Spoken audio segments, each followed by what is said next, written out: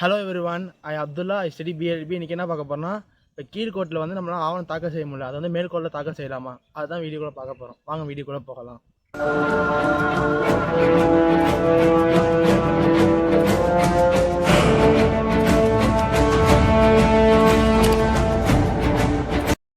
சென்னை உயர்நீதிமன்றம் இது ஒரு வழக்கே வந்திருக்கு.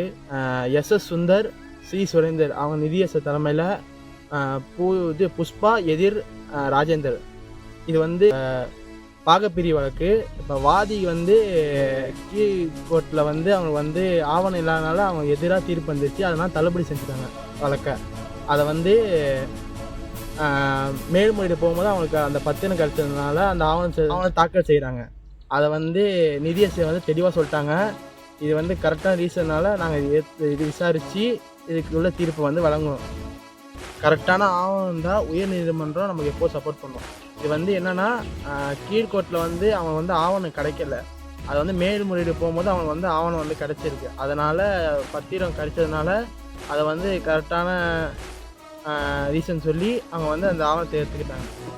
Empowering knowledge, enforcing justice. Thank you for வாட்சிங்.